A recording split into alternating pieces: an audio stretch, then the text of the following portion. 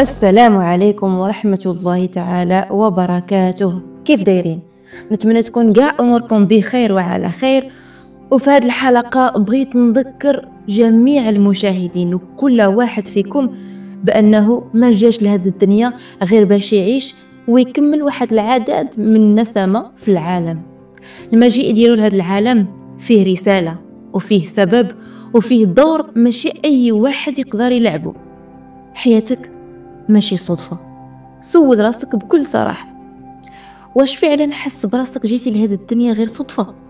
تولدتي، كبرتي، قريتي شوية، خدمتي، وهانت غادي وكتكبر ومازال كتقنع في راسك ان الحياة مجرد واحد الدورة كتبقى كدور كتزاد كتخدم كتكبر كتشرف وكتموت وصافي، وكتعاود ولادك تا هما كيعاودوا نفس الدورة. راه الا كنتي كتشوف راسك غير مجرد رقم في المجتمع ولا نقطة صغيرة في هذا الكون الكبير كتظلم راسك بزاف. حياتك ماشي تجربة فاشلة، ماشي خطأ، ماشي عبور بلا معنى. حياتك رسالة، وماماك وباباك ما جابوكش لهذه الدنيا بدون سبب. كل شيء في حياتك كان مرتب باش توصل لواحد الحاجة معينة. واش ندمتي بزاف؟ طحتي بزاف في حوايج وجروح خلات فيك اثر كبير؟ واش دزتي من تجارب اللي خلاتك ضعيف؟ حتى هادشي كامل ماشي صدفة، هادشي راه دروس واشارات وتنبيهات. ربي ما كيحطكش واحد الموقف بدون سبب او لا عبثا، وما كيحرمكش من شي حاجه الا وفيها درس ليك او لا كان فيها شر وانت ما عارفوش. كل دمعه بكيتيها وكل باب تسد في وجهك وكل علاقه فشلات في حياتك كلهم كانوا جزء من الخطه. اللي كيبان في حياتك دابا فوضى في الحقيقه هو تصميم ديال الخطه. ولكن باش تفهم هذه الخطه خصك تطلع لفوق وتشوف الصورة كاملة، وتشوف أن كل خط وكل انعطافة وكل تأخير كيجمعوك باش توصل لواحد الهدف اللي كبير.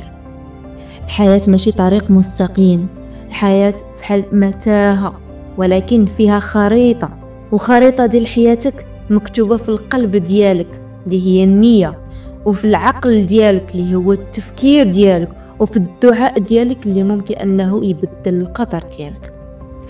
المشكل هو أننا كنعيش حياتنا وكأنها ما عندها حتى شي معنى. كنفيقوا كناكلوا كنخدموا كنرجعوا كنعسوا وكنبقاو نقولوا الوقت كيجري، ولكن الحقيقة الوقت ما كيجريش، حنا اللي كنمشيو بلا وعي.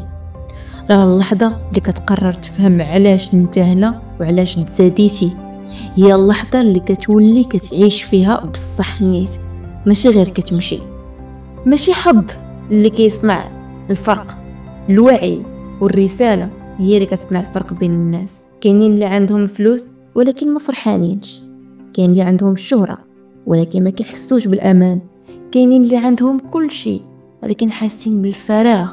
باش تعيش حياة عامرة ماشي ضروري تكون غني، ولكن ضروري تكون عارف علاش كتعيش، يكون معنى للحياة ديالك، وهذاك المعنى خصو يكون عبارة عن الهدف اللي هو السبب اللي تيخليك تعيش بشغف في الحياة ديالك. واخا الرسالة ديالك تكون بسيطة في هذه الدنيا، مثلا كاين الناس اللي كيحسب ليهم انهم يساعدوا الناس كتبان لهم هذه رسالة بسيطة، الوغ عند الله سبحانه وتعالى كبيرة بزاف، وحتى عند هذوك الناس اللي يساعدوهم كبير، عندهم هذاك الدور بزاف.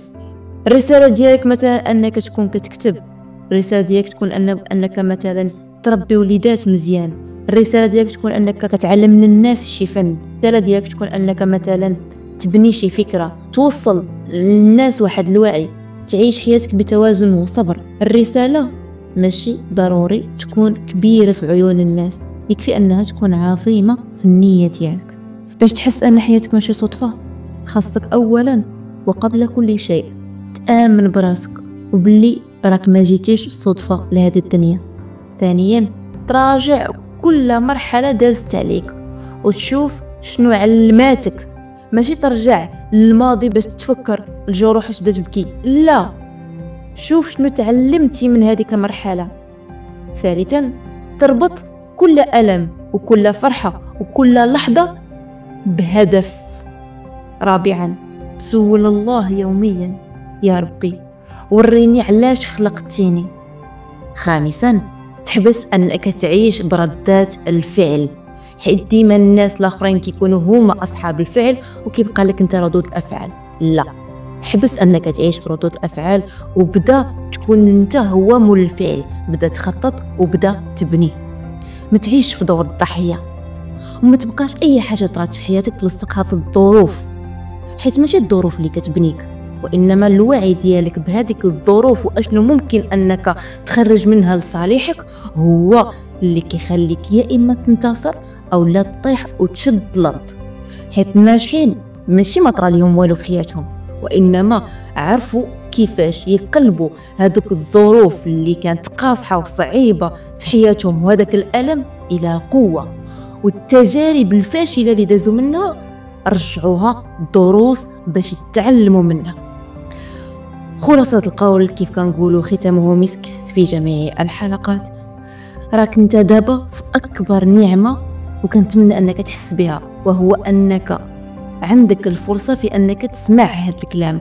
وحدين اخرين من كثره الفتنه اللي كاينه في الحياه حاليا ما عندهمش الوقت ولا ما عندهمش حتى هذه الفرصه لانهم يسمعوا هذا الكلام. راه مازال عندك الوقت ومازال عندك فرصه باش انك تفيق وتوعى وتفهم وتقول لراسك حياتي ماشي صدفه، حياتي مسؤوليه ديالي انا وانا قاد بها.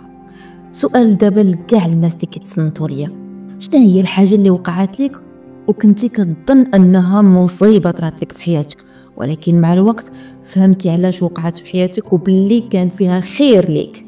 شاركنا القصه ديالك في التعليق، راها غادي توصل للناس اللي فريمون محتاجين يسمعوها، وكون انت الحافز ديالهم.